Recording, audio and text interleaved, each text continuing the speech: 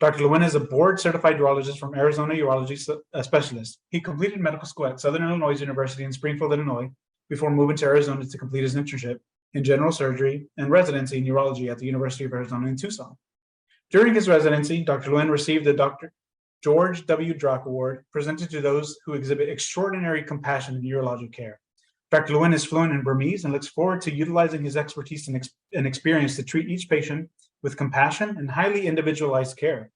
His interests include spending time with a significant other, family, soccer, skiing, cycling, technology, and gastronomy. We do have a lot of great content to cover tonight, so Dr. Lwin, I'm going to turn it over to you to get us started. All right, well, thank you for the introduction. Thanks everyone for joining as well. We will be covering a few different things today. We'll just be talking about the prostate, what does this organ do in men? BPH overview, there's a few different prostatic conditions. So we'll be kind of dissecting out the nuances between each one and kind of focusing on BPH. And we'll be talking about the treatment of BPH. So the overview of the prostate, what exactly is the prostate? It's a walnut-sized gland at the base of the bladder. It surrounds the urethra. I like to think of the, this is the prostate right here. I like to think of the prostate like a donut that, and then you pee out of the hole of the donut, okay? And it sits right underneath the bladder. Two functions of the prostate. One of them is producing fluid that transports the sperm during ejaculation. And the other function of it is it converts heat, okay?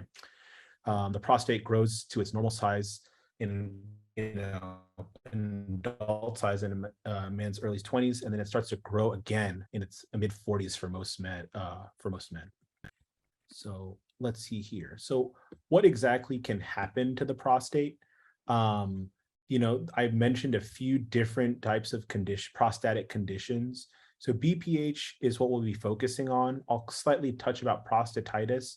That's mainly an inflammation of the prostate. There's different ways that it can happen. There's about 4 different versions, but it can be bacterial, it can be like a more chemical thing, and this can be kind of acute and a chronic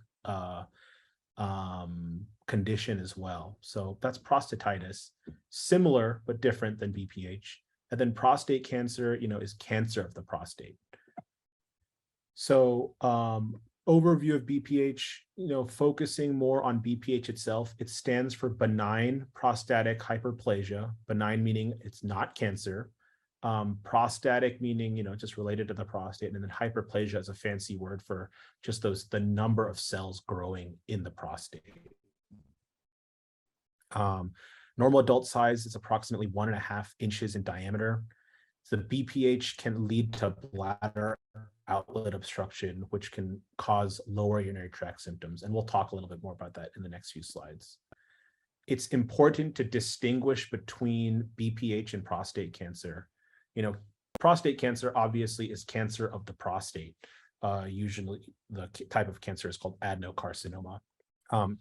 It's important to know that BPH is not prostate cancer.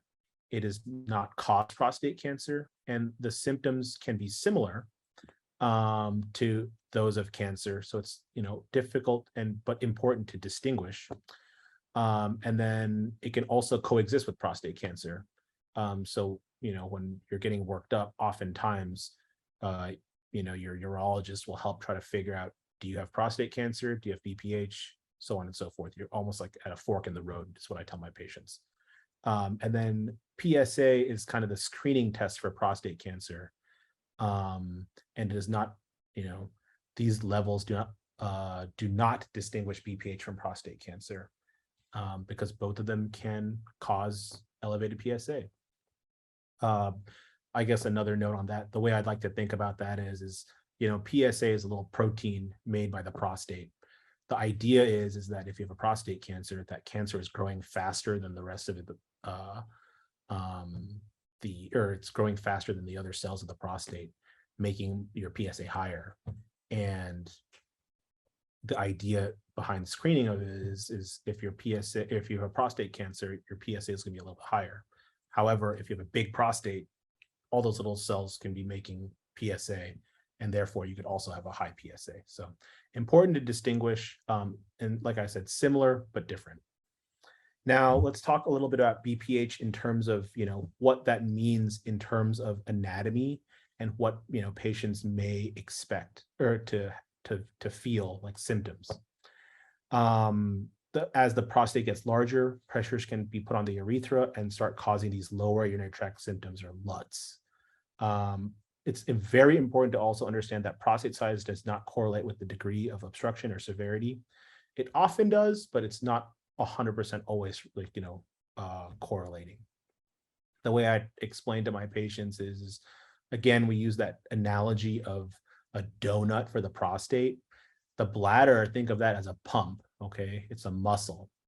And so as, you know, as we get older, the prostate generally gets larger, and therefore as you pee out of the donut hole, so to speak, your prostatic urethra, the donut gets larger, the hole gets smaller, so that bladder has to work harder, okay? And you can have, you know, multiple symptoms. So what are those symptoms? Most of the symptoms are, you know, frequent urination, weak stream, not emptying your bladder. There's something called hesitancy, where, you know, you're just waiting at the bathroom, waiting for it to go. Intermittency is kind of what your stream kind of stopping, kind of going on and off. Burning when you urinate. Sometimes you can have blood in the urine as well. So a lot of different symptoms. I like to think of them in terms of obstructive symptoms and irritative symptoms. Obstructive symptoms meaning, you know, things that are going to be blocking. So like I mentioned, the weak stream, not being able to fully evacuate your bladder, straining when you urinate, and like that stream kind of going on and off, or intermittency. And then irritative symptoms are, you know, symptoms that also can maybe affect the bladder, but frequency, urgency, and then maybe some leakage as well, something called urge urinary incontinence. And then at night, you could also be getting up quite a few times with a big prostate, or just a blocking prostate. So BPH can certainly affect the quality of life.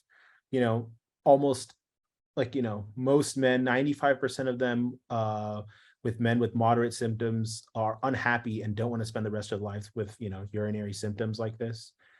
50% of patients roughly say that it interferes with some aspect of their normal life. And then another 50% of patients experience sexual problems associated with lower urinary tract symptoms. And then BPH can certainly affect the quality of life and, you know, your daily routine and relationships. So who can get BPH? It's the most common prostate problem in men greater than 50 years of age. About half of men age 60 will be affected by BPH, and 90% of men age 85 and older are affected as well. 14 million men in 2010 had lower urinary tract symptoms. And, you know, the only real thing that we really seen that correlates to BMI and maybe genetics factors. So how is an enlarged prostate diagnosed? Generally speaking, you know, you can do a prostate exam. That's a rectal exam. And then you could also do, you know, flow urinary output testing. That's basically, you know, urinating into a toilet with a sensor on it, and we can look at, you know, your voiding dynamics. There are also these questionnaires, AUA symptom score, IPSS, quality of life. These all are designed to look at and to evaluate what kind of urinary symptoms you have. Personally, in my practice, I do this urinary output testing, where I'll have you come to the office with a full bladder. You'll urinate for us into a special toilet, and I can get some readings on how well you're urinating. I'll often ask you the questions of the AUA symptom score. I do not do a rectal exam. as I do not think that it's as accurate as an ultrasound. So in the office, or in our procedure clinic, I should say, I do something called a transrectal ultrasound, which will actually give me the full size of your prostate, and that'll help me determine, what to do next for you. And then I also do a cystoscopy, which is a procedure in the clinic also, where I can evaluate that donut hole, the urethra, the prostatic urethra, to see how blocked up it is. And with all of those pieces of information, I can help, figure out what prostate surgeries or treatment modalities are available for my patients. So treatment options. So there's definitely a spectrum of what you can do. Okay. Behavioral modifications, we'll talk about. These are obviously the least invasive. There's no procedures, or there's no medications or anything. Kind of watching and waiting, and just managing symptoms. Then as we get a little bit more quote unquote invasive, we then start talking about medications.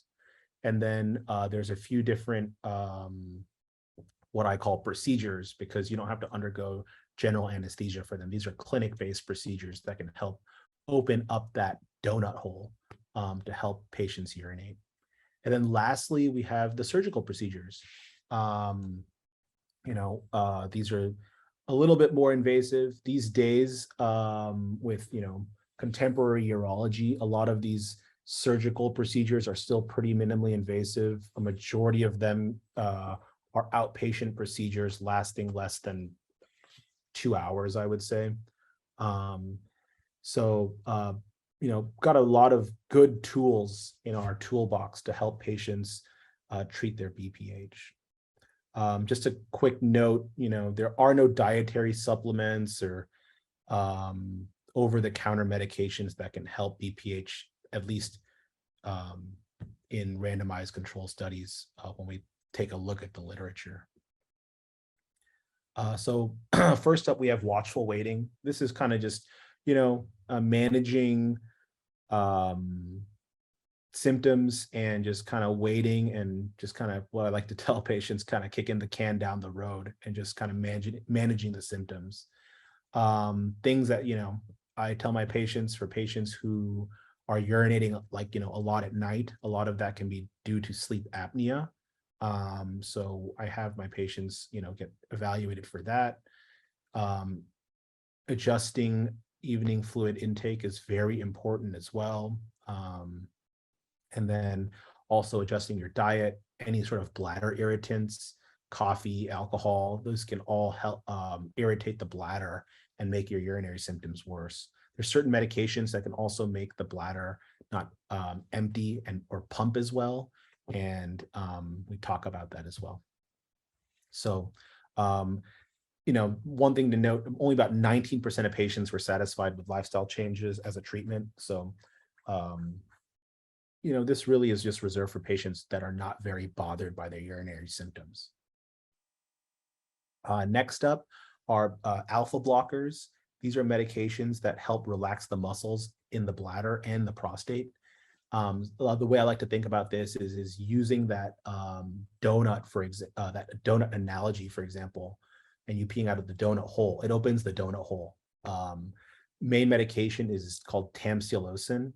For this, there's a few cousins of that, but potential side effects of that medication include drops in blood pressure, dizziness, and then some fatigue, something called retrograde ejaculation, where you'll have a dry ejaculation. This is a very good first-line medication for patients with BPH that do not want a procedure or anything. There's another medication. These are in the drug class called 5-alpha reductase inhibitors. Most commonly, you'll be prescribed something called finasteride. But basically, the 5-alpha reductase inhibitors prevent conversion of testosterone into a more potent form. And by doing that, it actually shrinks the prostate over time, anywhere from 3 to 6 months. Okay. I usually, personally in my practice, I do not use a whole lot of 5-alpha reductase inhibitors just because there are a lot of side effects: erectile dysfunction, lower libido, ejaculatory dysfunction, breast enlargement. So I reserve this for my patients who are maybe not good surgical candidates. Although there are very good studies that show that a combination between alpha blockers with finasteride or 5-alpha reductase inhibitors do work well. But, anecdotally with, I know here it says 71% of patients stop taking medications within the year. I would have to agree with that anecdotally. Just my patients just do not like this medication, unfortunately, due to the side effects.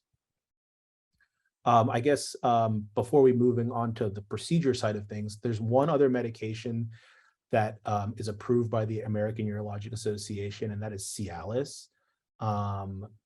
The daily dosing of Cialis does actually help with improving lower urinary tract symptoms. So that's one other medication that could be recommended for BPH with lower urinary tract symptoms.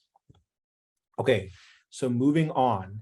Now we're moving on more into the, these are more of the office-based procedures. The first one is water vapor therapy. This is Resume. It's an outpatient therapy that uses water vapor to shrink the prostate tissue.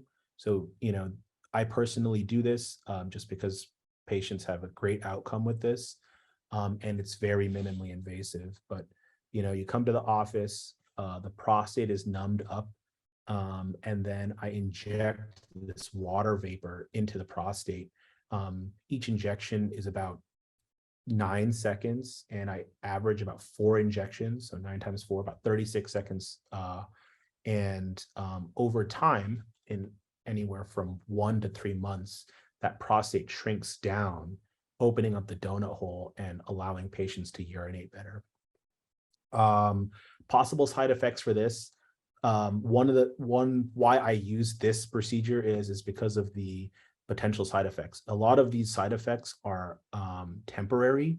You'll have to imagine that once I inject the steam or the water vapor into the prostate, that prostate gets inflamed. It's not very happy. So you just have to wait until those the prostate is no longer inflamed. But until then, things that potentially you could expect are burning when you urinate, blood in the urine, blood in the semen, the decrease in ejaculatory volume, potential inability to urinate, and urgency to urinate. I would say those symptoms usually last anywhere from 2 to 4 weeks. And then the retreatment rate for this in 5 years is about 4%. So pretty good odds that you won't need anything else after this. One of the other benefits of water vapor therapy is that it preserves ejaculatory function. And you'll see that some of the more surgeries are not going to be preserving that. The next modality we have is something called prostatic urethral lift. This is something that is commonly known as Urolift.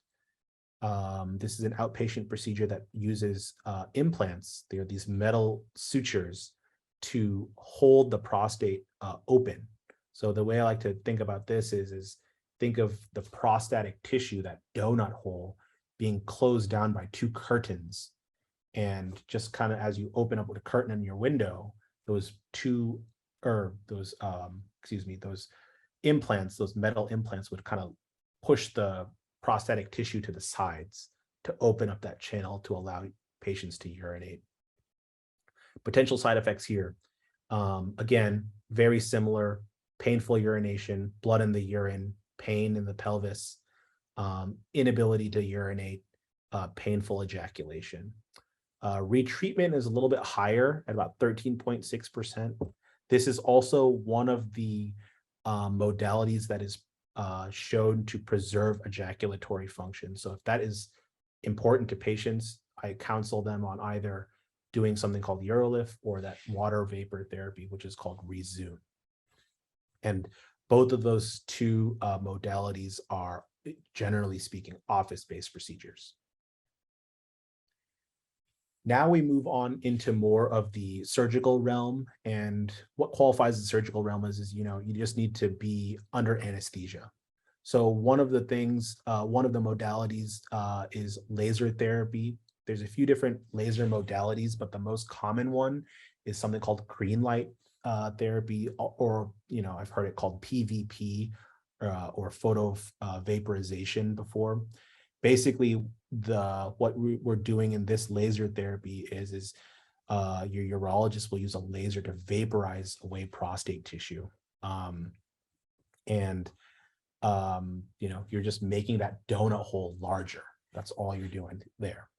Possible side effects here: painful or frequent urination, urinary tract infections, bleeding, incontinence, scarring and narrowing of the urethra, narrowing of the bladder neck. That's just more scar tissue.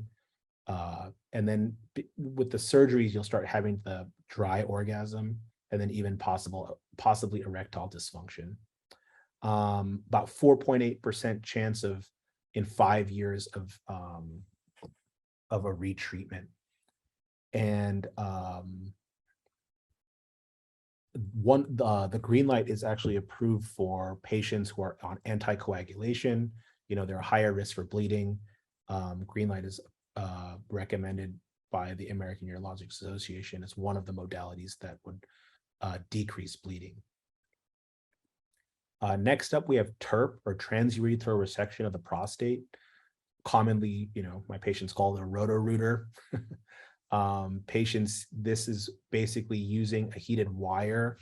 There's also a few other devices that urologists can use to basically physically remove tissue away from the prostate. Okay. This is what urologists have been doing for 50 plus years. I personally think it stays around because it works. This is one of the things that I do just because it works. Patients have pretty good outcomes. They start noticing differences in their urination very quickly, just because you're physically removing prostate tissue away. Possible side effects, very similar to the other treatment modalities, but burning when you urinate, possibly having UTIs afterwards, incomplete emptying of your bladder, bleeding, scar tissue after surgery, dry orgasm, erectile dysfunction. This 5.8%, the retreatment rate throughout 5 years, I personally believe that depends on your urologist. Depends on how good the person is who is resecting your tissue, because if they stop short, you're going to probably need retreatment sooner than later. However, if they resect a lot of your prostate, chances are it won't come back. And then last but not least, we have prostatectomy. I mean, I think in 2023, most patients that are doing, most urologists that are doing prostatectomy are doing this robotically. So what is it? It's a procedure that involves a removal of the inner portion of the prostate via incision of the lower abdomen. I would say probably 20, 30 years ago, they're making an incision in into your suprapubic area near your pelvis to kind of core out the prostate. Nowadays, when urologists are doing prostatectomy, they do this robotically, and you'll have small incisions in your belly, and they blow your belly up with gas, dissect out the prostate, and kind of remove that inner portion of the prostate, so making that donut hole larger there too.